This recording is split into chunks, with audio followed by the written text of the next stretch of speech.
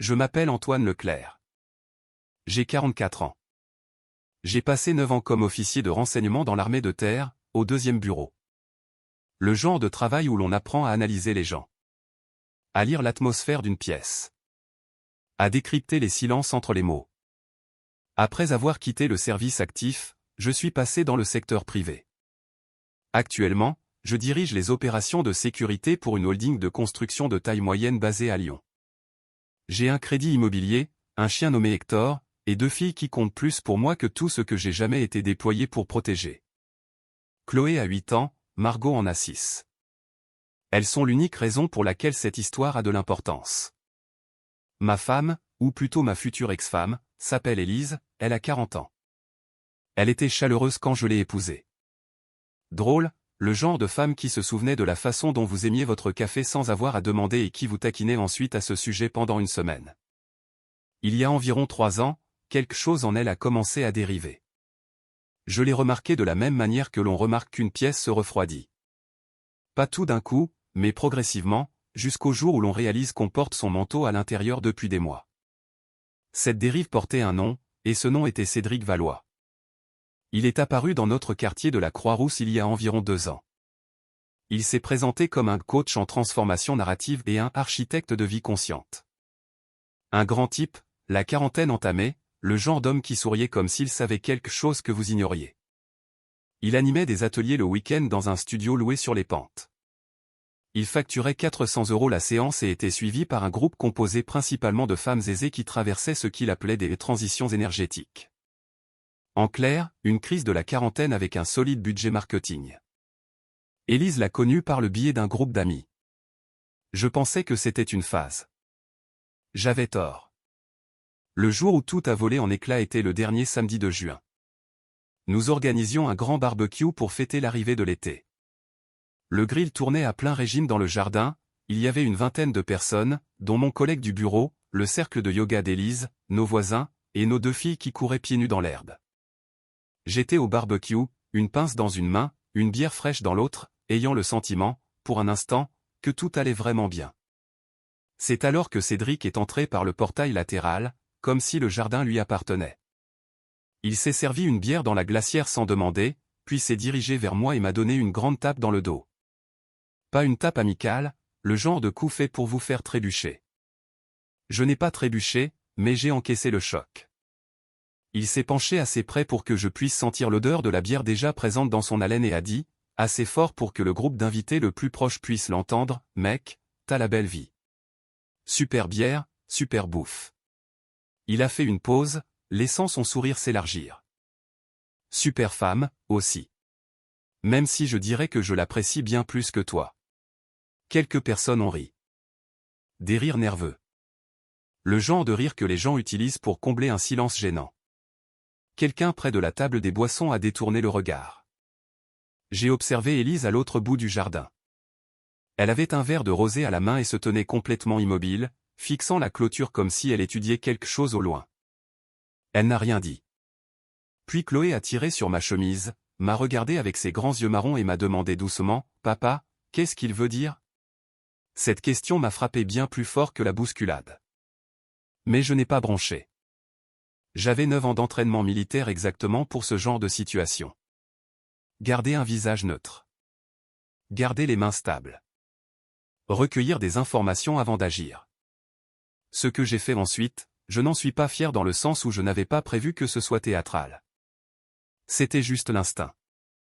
Cédric souriait toujours, se tournant pour jouer avec le public. Quand j'ai posé ma pince, je me suis approché de lui et j'ai appliqué une technique de contrôle du poignet que j'avais apprise au niveau 2 de combat au Centre national d'entraînement commando. 2 secondes, et ses genoux ont lâché. Il est tombé lourdement sur l'herbe, son verre s'éclaboussant sur les dalles de la terrasse. Il s'était tordu le poignet en essayant de se rattraper dans sa chute. Plus tard, j'ai appris qu'il se l'était fracturé à 2 endroits. Il a passé les 5 semaines suivantes à boire tous ses repas à la paille. Le jardin a plongé dans un silence de mort. J'ai ramassé ma pince, je me suis retourné vers le grill et j'ai dit calmement, « Le repas est presque prêt. » Personne n'a ri après ça. Plus tard dans la nuit, une fois que tout le monde était rentré et que les filles dormaient, je me suis assis seul sur la terrasse. Hector était couché à mes pieds. La guirlande lumineuse au-dessus de la table se balançait sous une légère brise. J'ai fixé le portique de la balançoire et j'ai repensé à la question de Chloé. J'ai repensé au silence d'Élise, et j'ai décidé que quoi qu'il arrive ensuite, je n'allais pas réagir. J'allais riposter. Il y a une différence. L'un perd, l'autre gagne. Je suis rentré, j'ai vidé le reste de mon verre dans l'évier et j'ai sorti mon ordinateur portable. Le travail avait déjà commencé. Le lendemain matin du barbecue, je me suis réveillé avant 5 heures. Élise dormait encore. Je suis resté dans la cuisine, j'ai fait du café et j'ai observé le jardin par la baie vitrée pendant qu'Hector tournait autour de mes pieds. Le portique était humide de rosée. Les chaises de jardin étaient encore de travers depuis la veille. Je n'avais touché à rien. Je voulais observer cette scène encore un peu. Parfois, l'épreuve réside dans la disposition des choses. J'avais passé 9 ans à analyser le comportement humain pour l'armée. Je savais à quoi cela ressemblait quand quelqu'un cachait quelque chose. Les micro-changements, les demi-réponses, la façon dont les yeux d'une personne deviennent ternes lorsqu'elle mime le calme au lieu de le ressentir. J'avais vu Élise faire toutes ces choses pendant des mois. Je ne m'étais simplement pas autorisé à mettre un mot dessus. Maintenant, je le faisais. Les problèmes n'avaient pas commencé avec Cédric. Je devais être honnête à ce sujet. Tout avait commencé environ 2 ans et demi plus tôt. Silencieusement, de la même manière qu'un dommage structurel commence, de façon invisible jusqu'à ce que quelque chose s'effondre. Élise avait rejoint un groupe de bien-être pour femmes. Au début, c'était des randonnées le samedi matin et des échanges de recettes de cuisine. Puis ce sont devenus des ateliers en soirée, puis des retraites le week-end, puis un changement de vocabulaire que je ne pouvais pas tout à fait expliquer. Elle a commencé à parler d'énergie et d'architecture émotionnelle. Elle a cessé de me demander comment s'était passée ma journée, puis a cessé de répondre aux questions sur la sienne. Elle m'a traité d'homme rigide. Elle a dit que je ne savais pas être présent. Peut-être qu'elle avait raison sur certains points.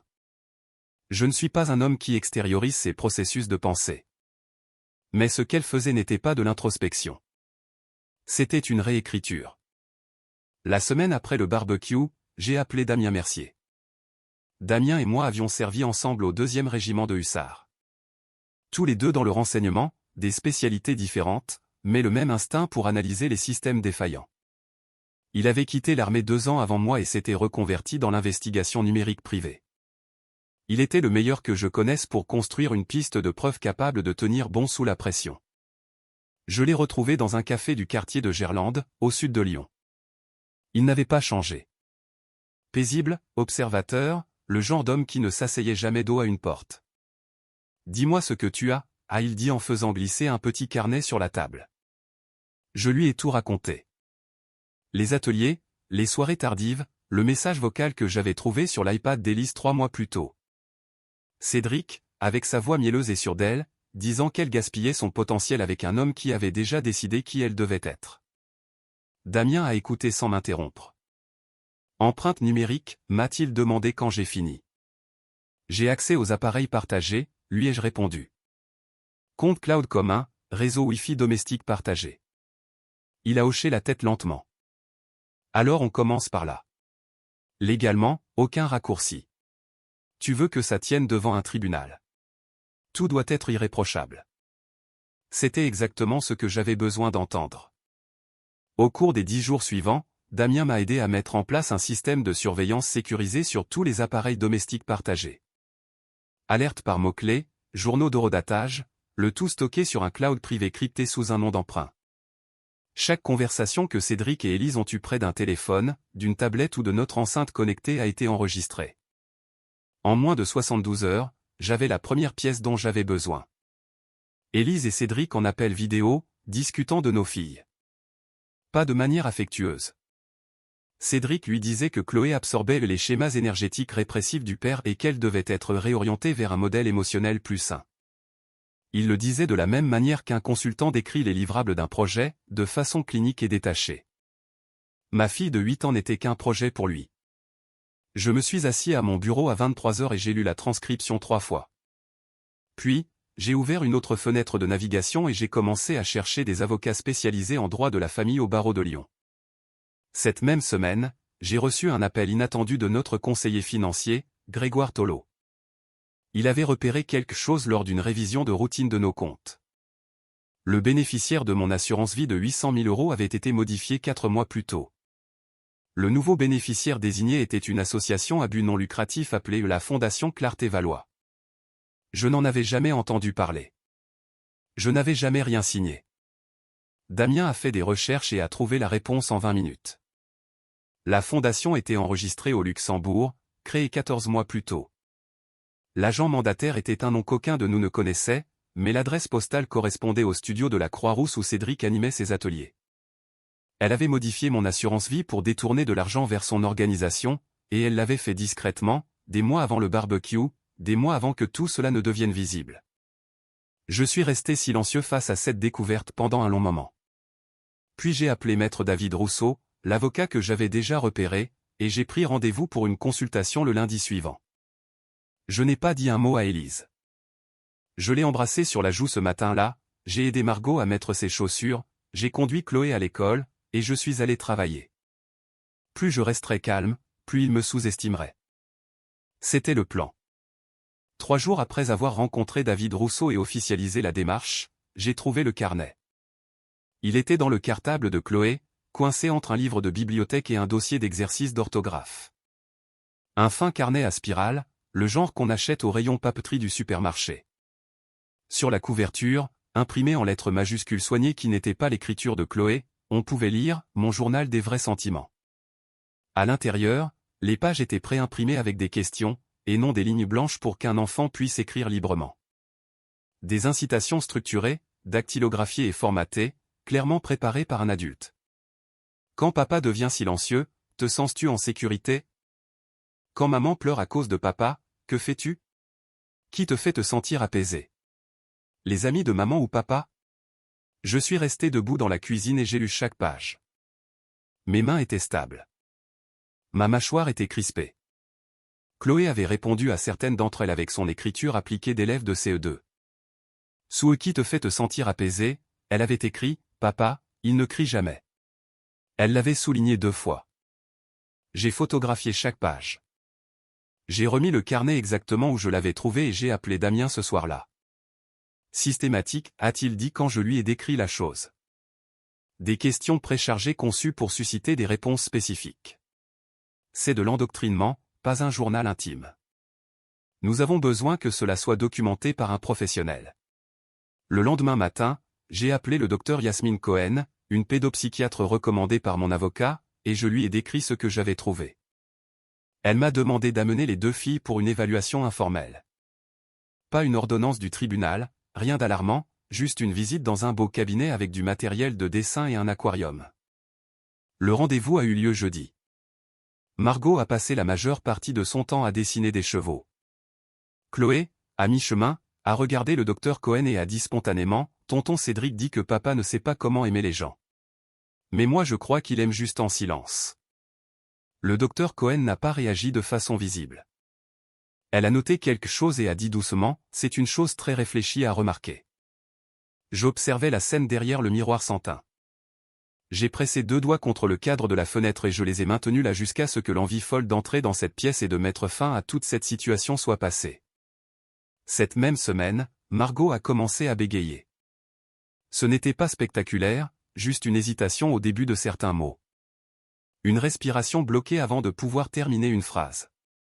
Sa maîtresse de grande section l'a signalé le vendredi par un mot manuscrit glissé dans son cahier de liaison.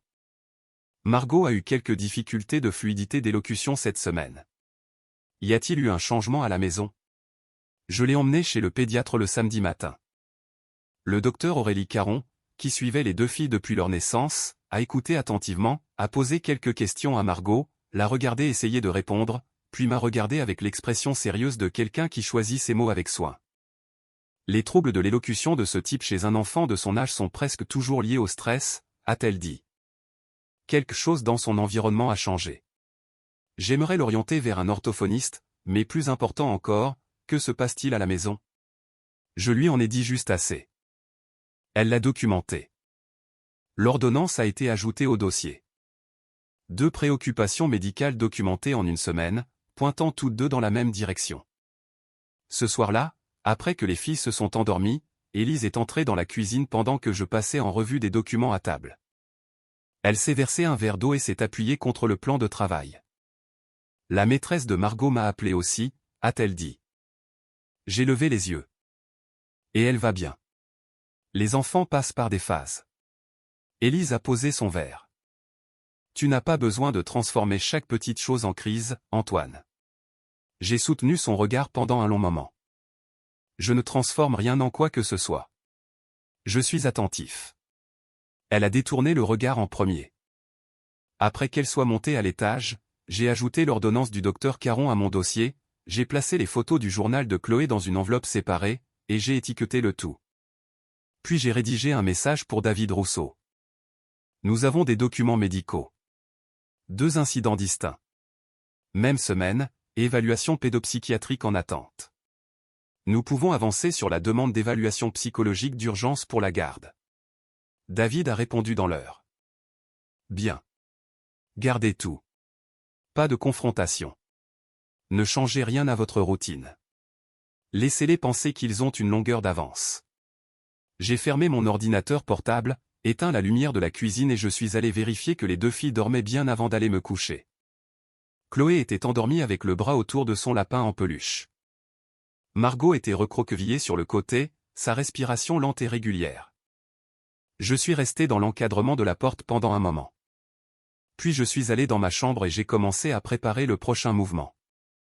Olivier Perrin m'a trouvé avant que je ne le trouve.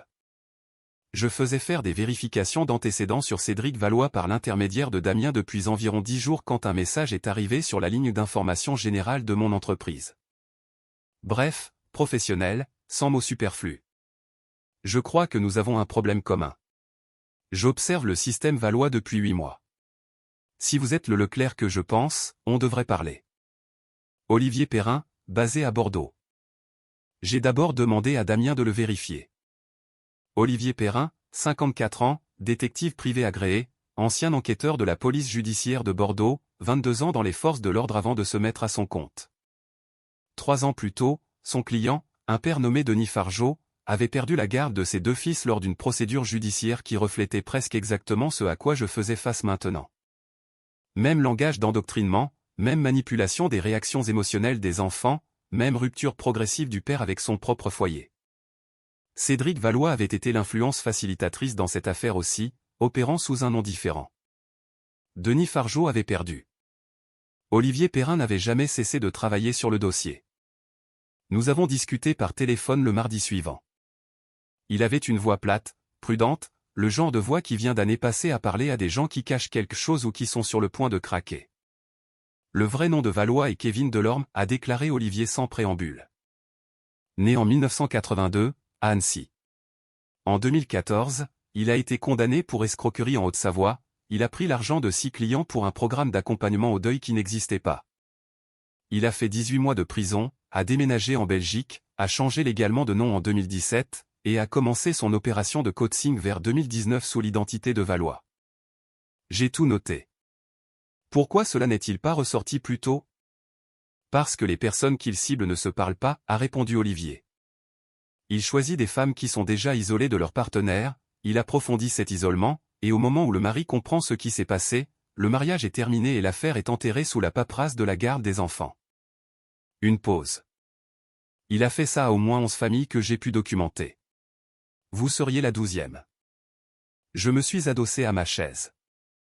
12 familles. 12 hommes assis là où j'étais assis en ce moment. Pensant probablement qu'ils étaient seuls dans cette situation.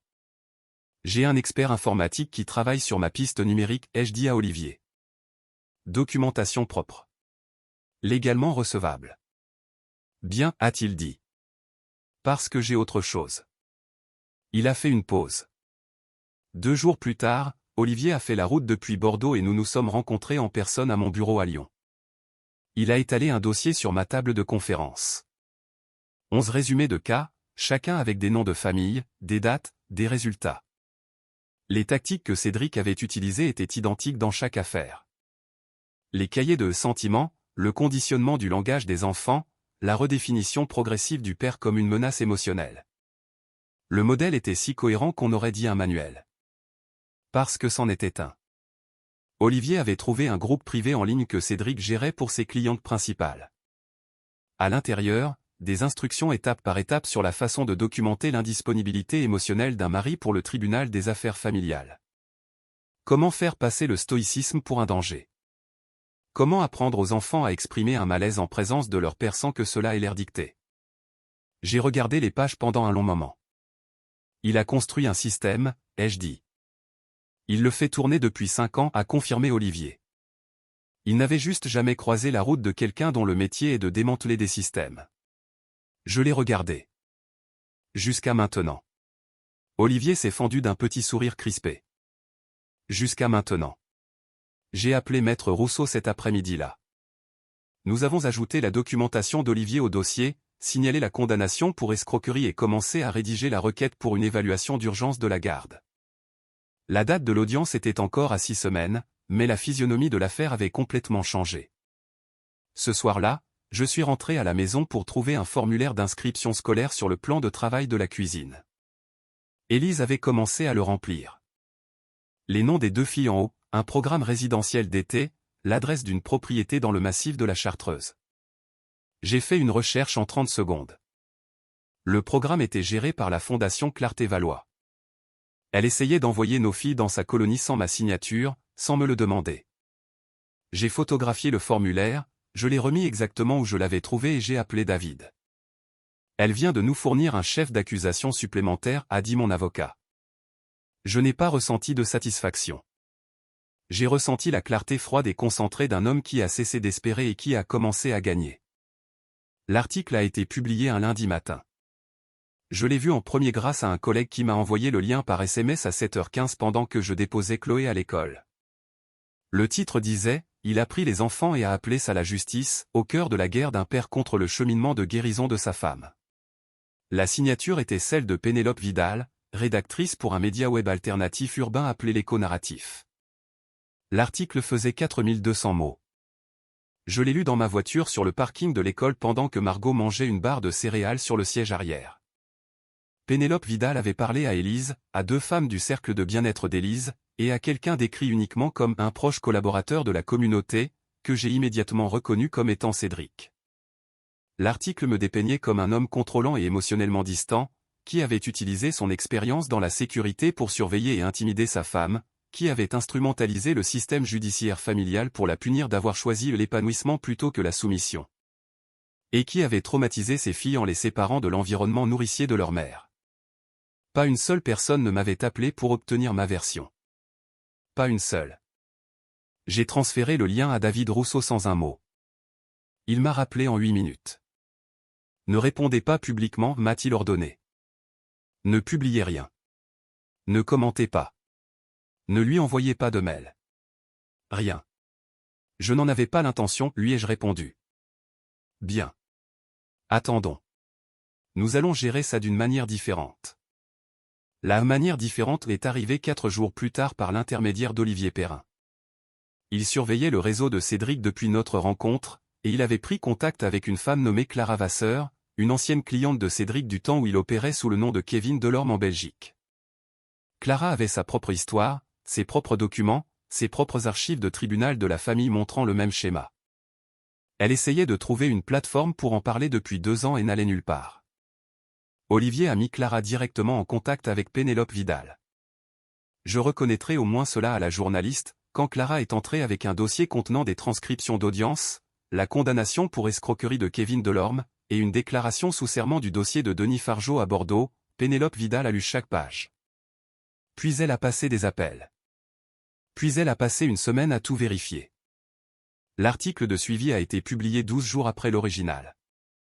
Le titre, Le gourou derrière le rideau, des questions émergent sur l'homme au centre d'une bataille pour la garde d'enfants. Il détaillait la condamnation de Kevin Delorme en Haute-Savoie, le changement de nom en Belgique, le schéma reproduit sur plusieurs familles, l'exercice illégal de la profession. Il ne me nommait pas, mais quiconque avait lu le premier article ferait le lien. Les commentaires sur l'article original ont viré de bord en quelques heures.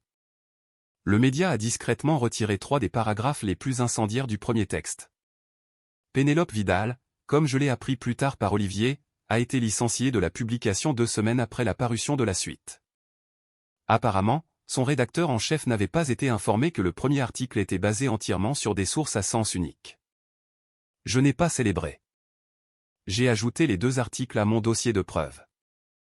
Le premier comme preuve d'une manipulation coordonnée du récit public, le second comme corroboration de l'historique documenté de Cédric. Élise a découvert l'existence du 2e article un jeudi soir. J'étais dans mon bureau à la maison quand je l'ai entendu au téléphone dans la cuisine, sa voix montant dans les aigus. Elle a prononcé le nom de Cédric 4 fois en 2 minutes. Puis elle s'est tue. Elle n'est pas venue dans mon bureau. Elle ne m'a rien dit du tout de la soirée.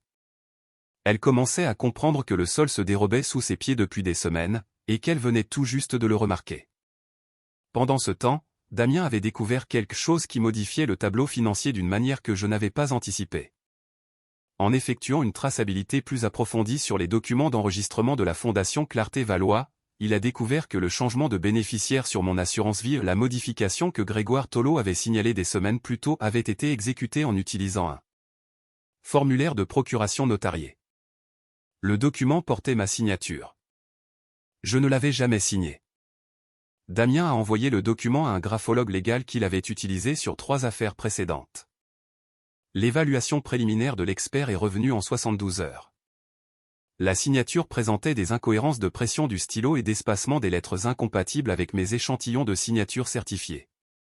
Son opinion professionnelle, c'était une falsification. David est resté silencieux au téléphone quand je le lui ai dit. Puis il a lâché, « Antoine, ce n'est plus seulement une affaire de garde d'enfants. C'est de l'escroquerie, potentiellement de la fraude pénale. » Il a déposé une requête en urgence auprès du tribunal le lendemain matin, citant le document falsifié, la modification non autorisée de la police d'assurance et le lien financier entre la Fondation et Cédric. Il a également contacté directement le service des fraudes de la compagnie d'assurance.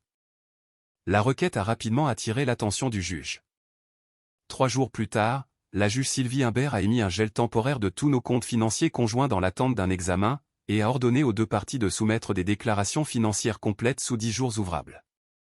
L'avocat d'Élise a appelé David cet après-midi-là, exigeant de savoir ce que nous avions déposé. David a lu le résumé de la requête calmement, sans faire de commentaires. Il y a eu un long silence à l'autre bout de la ligne. Puis l'avocat d'Élise a déclaré qu'il devait consulter sa cliente. Ce soir-là, je me suis assis sur la terrasse avec Hector à mes pieds et les filles endormies à l'étage. Le quartier était calme. Au bout de la rue, quelqu'un tondait une pelouse tardive. La guirlande lumineuse au-dessus de la table se balançait sous une légère brise. J'ai pensé à l'homme que j'étais 6 semaines plus tôt, debout devant ce barbecue, me disant que les problèmes n'étaient pas aussi graves qu'ils en avaient l'air. Je n'étais plus cet homme, et cette affaire n'était plus une simple affaire. C'était une avalanche, et je ne l'avais pas déclenchée. J'avais simplement arrêté de me tenir en travers de son chemin. L'appel est arrivé un mercredi après-midi, alors que je supervisais une évaluation de sécurité sur un chantier. Le numéro du cabinet du docteur Aurélie Caron s'est affiché sur mon téléphone. Je me suis mis à l'écart dans le couloir et j'ai décroché à la 2e sonnerie. « Monsieur Leclerc » a-t-elle dit, « il faut que vous passiez me voir dès que possible. » C'est à propos des analyses de sang de Margot de la semaine dernière. Margot devait passer sa visite de contrôle des 6 ans. Routine, taille, poids, vaccin, bilan sanguin standard. Le docteur Caron avait fait une prise de sang dans le cadre du bilan. Je n'y avais pas prêté plus d'attention que cela. J'étais à son cabinet 20 minutes plus tard. Le docteur Caron a fermé la porte avant de s'asseoir, ce qui m'en a dit long avant même qu'elle ne prononce un mot.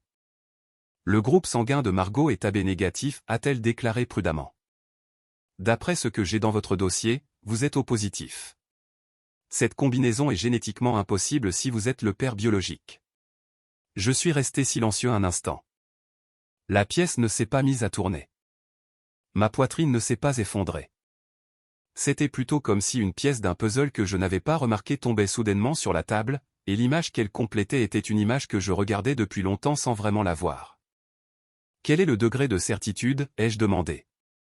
Le groupage sanguin seul n'est pas un test ADN, a répondu le docteur Caron.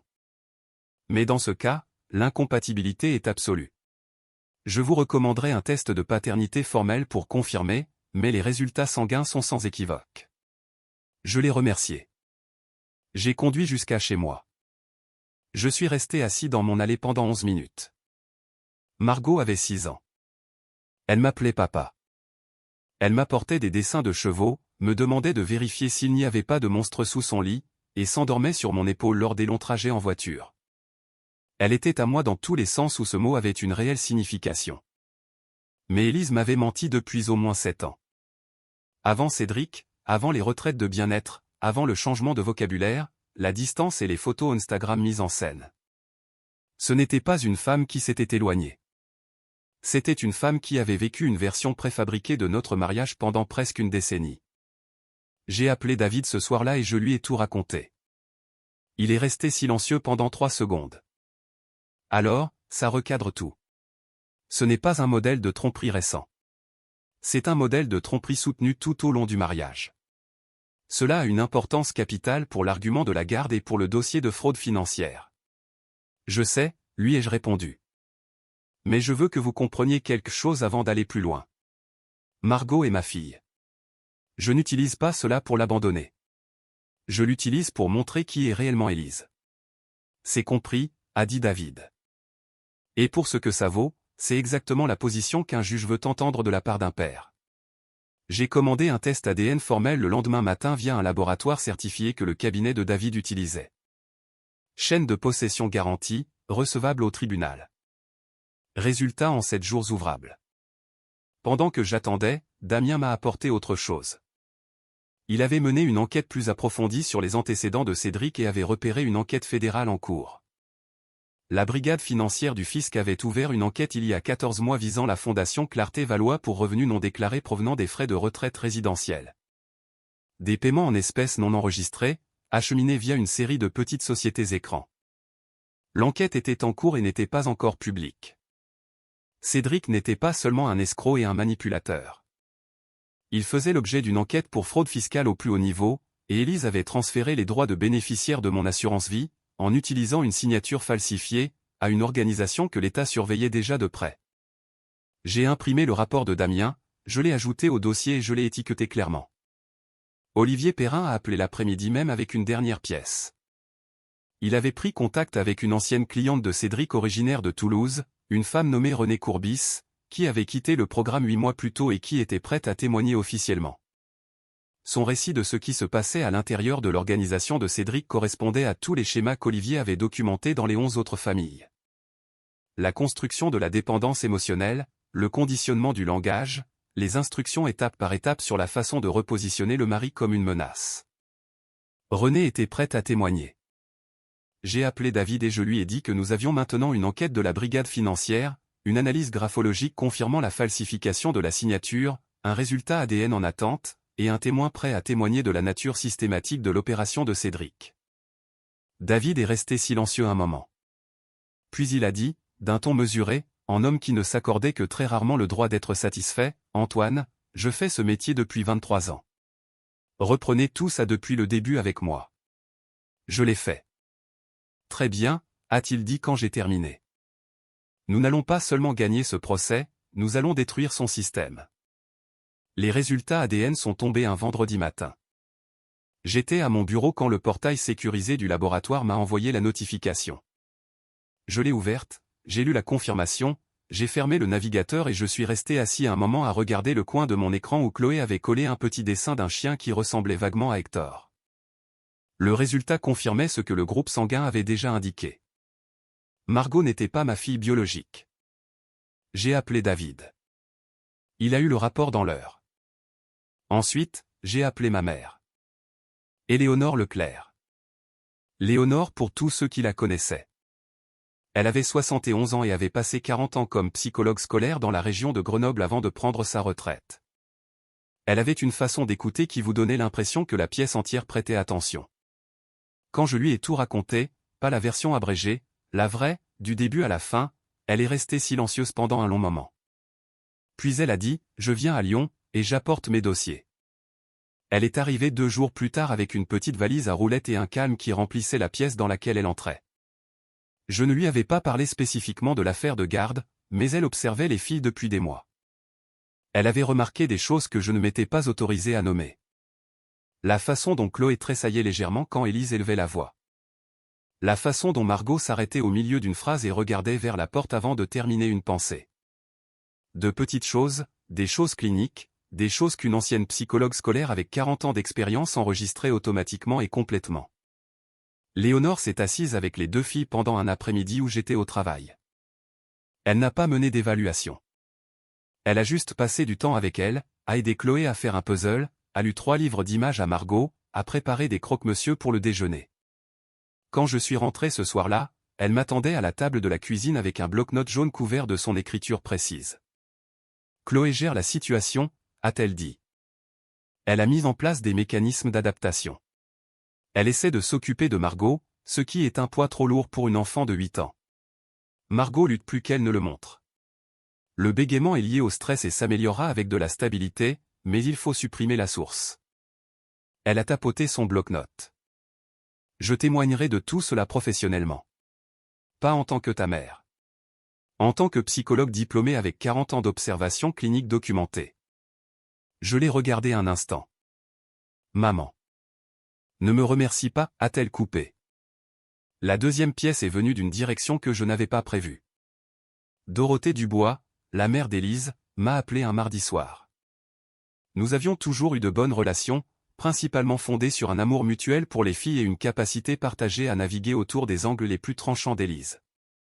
Elle avait l'air fatiguée quand elle m'a parlé, et prudente, comme quelqu'un qui cherche ses appuis sur un terrain glissant. Antoine, a-t-elle dit, je garde quelque chose depuis quelques semaines et je ne peux plus le garder. Elle m'a raconté que lorsque les filles avaient logé chez elle 6 semaines plus tôt, un vendredi soir, Élise les avait déposées en disant qu'elle avait besoin d'espace pour une session d'alignement. Cédric était présent chez Dorothée lorsqu'elle était revenue les chercher. Il était venu avec Élise, sans avoir été invité par Dorothée.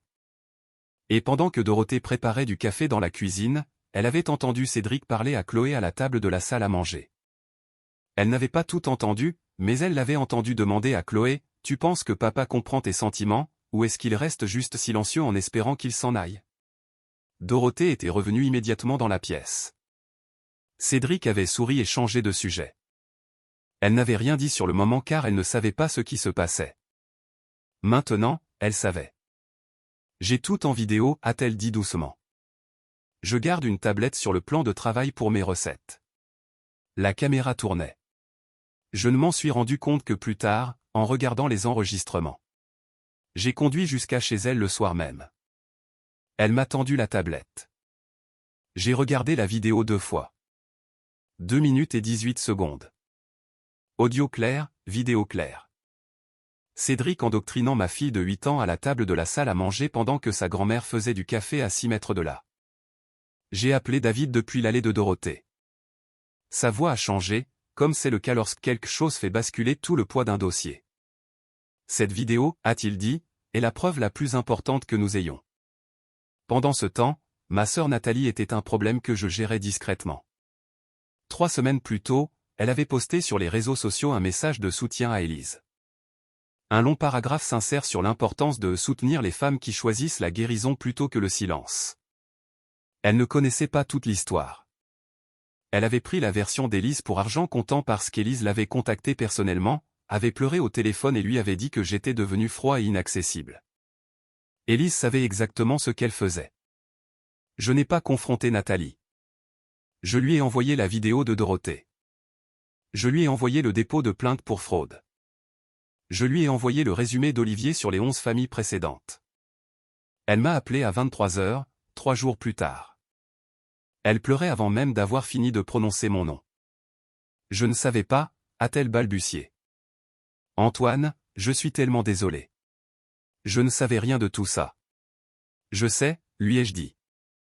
Qu'est-ce que je dois faire? Tu retires la publication, lui ai-je répondu, et tu me laisses gérer le reste. Elle l'a retiré dans l'heure. Et 2 jours plus tard, elle a publié une déclaration publique, courte et claire. J'ai fait un commentaire public récemment sans connaître tous les faits. J'ai eu tort de le faire. Je présente mes excuses à mon frère. Ce n'est pas devenu viral. Ce n'était pas le but.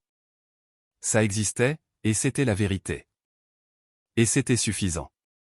La semaine précédant l'audience, Cédric a joué 3 cartes. La première était une menace juridique. Une lettre de mise en demeure envoyée par un avocat dont je n'avais jamais entendu parler, alléguant que ma surveillance numérique des appareils domestiques constituait une atteinte à la vie privée et exigeant que tous les enregistrements soient détruits. Et que je publie une déclaration officielle retirant toute accusation portée contre la conduite professionnelle de Cédric Valois. La lettre évoquait des dommages et intérêts potentiels de 2 millions d'euros. David l'a lu en environ 90 secondes, puis l'a posé sur son bureau avec l'expression d'un homme à qui on venait de tendre quelque chose de vaguement amusant. Il a peur, a déclaré David. C'est un coup de pression, pas un acte juridique. Il n'a aucune légitimité pour agir. Il était un tiers non résident dans votre domicile.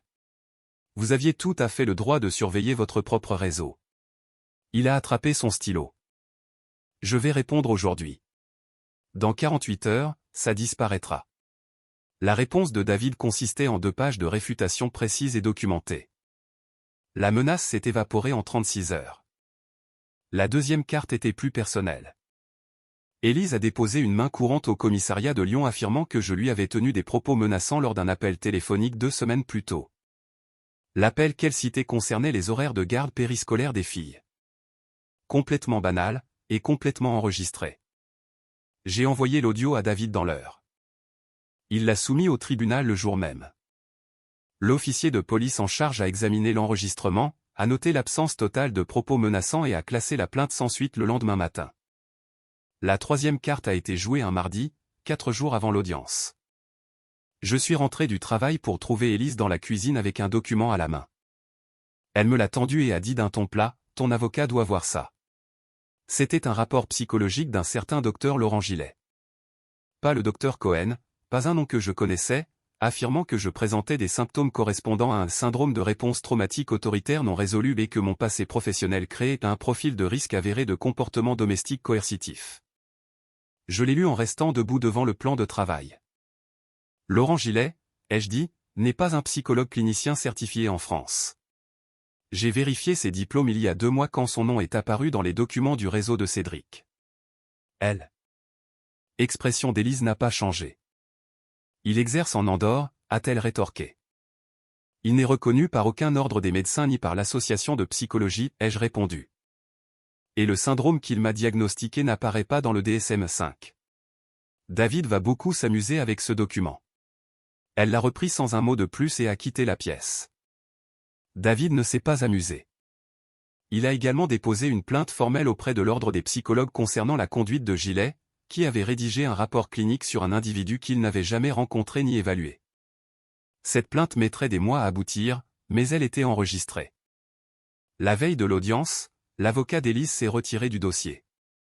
Pas discrètement. Il a déposé une requête formelle invoquant des différends irréconciliables quant aux instructions de sa cliente. Une jeune collaboratrice du même cabinet s'est présentée à la date limite de soumission pré-audience pour déposer les derniers papiers d'Élise. Elle avait l'air d'avoir reçu le dossier 20 minutes plus tôt. Léonore est arrivée chez moi ce soir-là et a préparé le dîner pour les filles. Chloé a demandé pourquoi mamie restait dormir, et Léonore lui a répondu que c'était parce qu'elle voulait voir le nichoir qu'elles avaient construit dans le jardin. Chloé a accepté cette explication sans broncher et est partie le lui montrer. Je me suis assis à la table de la cuisine après que les filles soient allées se coucher et j'ai parcouru le dossier une dernière fois.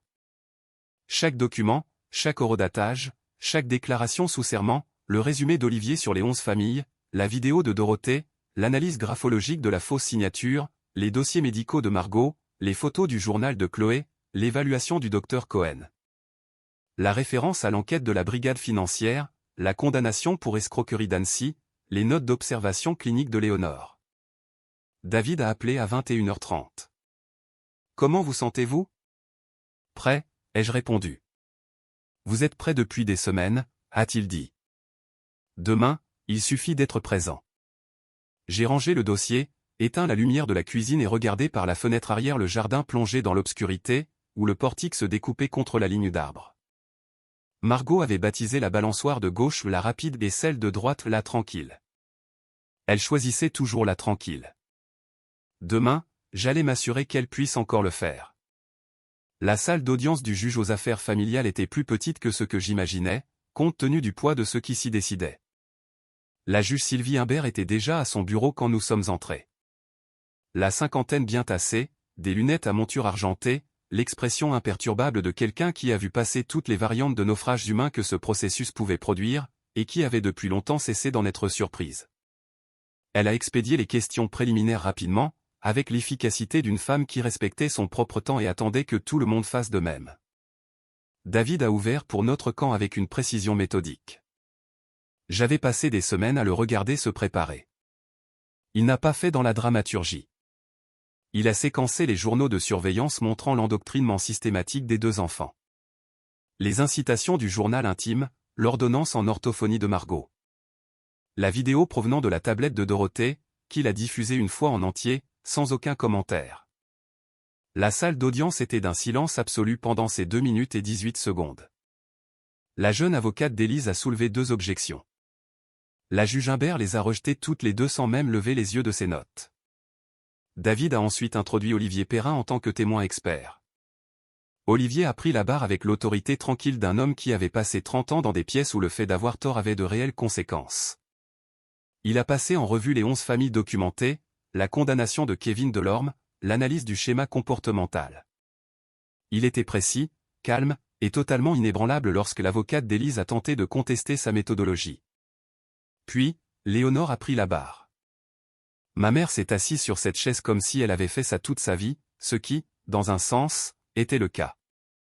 Elle a décliné son identité, ses diplômes, ses 40 années d'expérience en observation clinique d'enfants. Ensuite, elle a décrit dans un langage clinique et précis ce qu'elle avait observé chez Chloé et Margot au cours de 2 visites distinctes, les comportements compensatoires, la surveillance de l'environnement, les facteurs de stress spécifiques qu'elle avait identifiés. Elle a cité la littérature sur le développement de l'enfant. Elle a utilisé le mot coercitif 2 fois et l'a défini les 2 fois avant que quiconque puisse en contester le sens. L'avocate d'Élise a tenté un contre-interrogatoire. Léonore a répondu à chaque question avec la minutie patiente de quelqu'un qui avait déjà témoigné sous serment et qui trouvait l'exercice vaguement intéressant. Quand Élise a pris la barre, elle a fait meilleure figure que ce que j'aurais cru. Mais la juge Imbert avait une façon de poser des questions de relance qui ne laissait pas de place aux zones de flou avec lesquelles Élise avait l'habitude de jongler.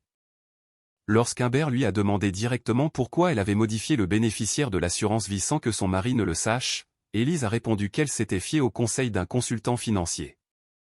La Fondation Clarté-Valois a précisé la juge Imbert en lisant un document, qui fait actuellement l'objet d'une enquête pour fraude fiscale, et dont le dirigeant principal a été condamné pour escroquerie en Haute-Savoie en 2014 sous le nom de Kevin Delorme. Élise n'a rien dit. Je vois, a déclaré la juge. 2 heures plus tard, la juge Imbert a rendu sa décision. Elle a été directe, de la manière dont seules les personnes détenant une véritable autorité peuvent se le permettre. Garde exclusive totale, légale et physique, accordée à Antoine Leclerc. Droit de visite médiatisé pour Élise dans l'attente d'une évaluation psychologique. Gel immédiat de tous les actifs conjoints restants dans l'attente de l'enquête pour fraude. Saisine officielle du procureur de la République concernant la falsification de signatures sur le document d'assurance. Cédric Valois, alias Kevin Delorme, était déjà parti. Il avait discrètement fermé le studio de la Croix-Rousse 2 semaines plus tôt, le lendemain du jour où l'enquête fédérale était devenue publique. Pas d'adresse de réexpédition. À l'extérieur du tribunal, David m'a serré la main sans grandiloquence. Olivier Perrin m'a fait un signe de tête qui valait plus que tous les discours. J'ai récupéré les filles à l'école cet après-midi-là. Chloé a couru vers moi à travers le parking. Margot était juste derrière elle, son petit visage s'illuminant de ce grand sourire simple qu'elle arborait avant que tout cela ne commence. « On peut aller manger une glace ?» a demandé Chloé. « Absolument » ai-je répondu. Nous sommes allés manger une glace. Nous sommes rentrés à la maison. J'ai poussé Margot sur la balançoire tranquille jusqu'à ce qu'elle me demande d'arrêter, puis elle m'a demandé de continuer, et j'ai continué. Ce soir-là, après qu'elle se soit endormie, je me suis assis sur la terrasse avec Hector et un verre que je n'ai pas fini. Le quartier était complètement silencieux. Le portique était immobile dans l'obscurité. J'avais gagné. Mais la victoire ressemblait moins à un triomphe qu'à la sensation de retrouver la terre ferme. Le genre de sensation qu'on apprécie que lorsqu'on a passé des mois debout sur un sol qui n'arrêtait pas de bouger. Le sol ne bougeait plus. Au cours des mois suivants, le parquet a ouvert une enquête officielle sur le document d'assurance falsifié. Élise a partiellement coopéré. Elle a maintenu qu'elle ne savait pas que la signature était falsifiée, que Cédric s'était occupé de la paperasse et qu'elle lui avait fait confiance. Était-ce la vérité ou une stratégie de défense? Je ne le savais sincèrement pas. David a dit que ça n'avait pas beaucoup d'importance pour ce qui nous concernait. La décision du juge aux affaires familiales était déjà actée. Cédric Kevin Delorme a brièvement refait surface sur un forum en ligne sous un énième nom d'emprunt, proposant des sessions de clarté à distance à 300 € de l'heure.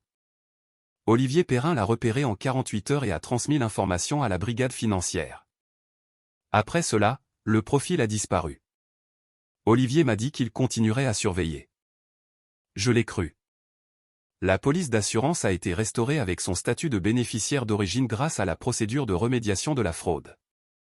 Les avoirs de la Fondation Clarté-Valois ont été gelés dans l'attente de l'enquête. David s'est occupé des deux affaires sans avoir besoin de grand-chose de ma part, à part des signatures. Élise a passé sa première évaluation psychologique à la mi-octobre. Le rapport de l'évaluateur était mesuré.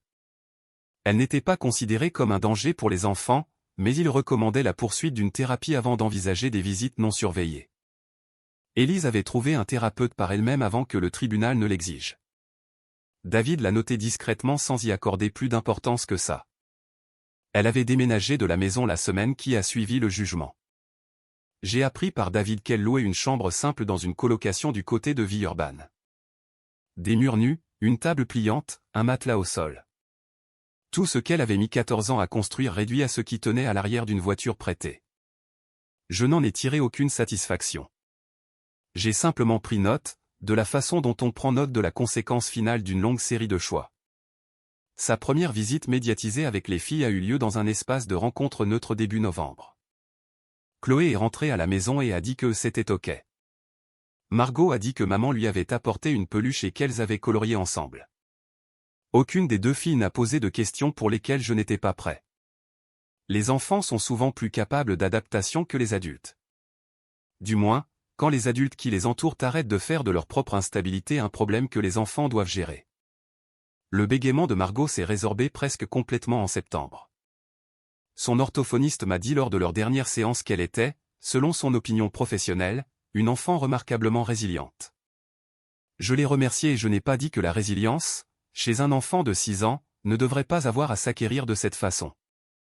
Chloé a fabriqué un nichoir dans un atelier de menuiserie périscolaire. Elle l'a peint en vert et jaune et m'a demandé de l'accrocher dans le jardin près du portique. Je l'ai fait. 3 semaines plus tard, un couple de Pissy est installé. On les appelle souvent des épis Margot en France. Elle me l'a fait remarquer un samedi matin comme si c'était la chose la plus drôle et la plus satisfaisante qui soit jamais arrivée. Et c'était peut-être le cas. Nathalie est venue nous rendre visite en décembre, la première fois qu'elle venait à Lyon depuis plus d'1 an. Elle a apporté des cadeaux pour les deux filles et a passé l'après-midi à aider Chloé à construire une maquette. Avant de partir, elle m'a pris dans ses bras sur le pas de la porte et a dit « J'aurais dû poser plus de questions. » Tu sais, maintenant, lui ai-je répondu. C'est tout ce qui compte. Le commandant Rostand a appelé pour prendre de mes nouvelles en octobre. Il avait entendu dire par des contacts communs que l'affaire s'était réglée. Je lui ai dit que c'était le cas. Il a dit « Bien. J'ai toujours dit que tu étais l'officier le plus solide avec lequel j'ai travaillé. Je suis content que le juge l'ait compris. » Je l'ai remercié. J'y tenais. Un soir de fin novembre, j'étais dans le jardin avec les filles après le dîner. Chloé courait après Hector tout autour de la pelouse. Margot s'était installée sur la balançoire tranquille et observait le nichoir avec l'expression d'un profond intérêt scientifique. Elle s'est tournée vers moi et m'a dit « Papa, tu crois que les Margot savent que le nichoir porte mon nom ?» J'ai regardé le nichoir. Je l'ai regardé. Je crois qu'elles ont dû le deviner, lui ai-je dit. Elle a hoché la tête, satisfaite, et s'est remise à observer. Je suis resté là, dans l'air frais du soir, avec la balançoire qui grinçait doucement à côté de moi. Et j'ai pensé à ce que signifiait reconstruire quelque chose avec des matériaux authentiques plutôt qu'avec des suppositions et de l'espoir. C'était plus lent. C'était plus difficile. Et c'était le seul genre de construction qui tenait vraiment. Les filles étaient à la maison. La maison était calme. Hector était épuisé d'avoir couru. Nous allions nous en sortir. Pas le genre d'apparence où l'on fait semblant d'aller bien, mais le genre réel. Le genre que l'on construit une soirée ordinaire après l'autre. Jusqu'au jour où l'on se rend compte qu'on a arrêté de les compter.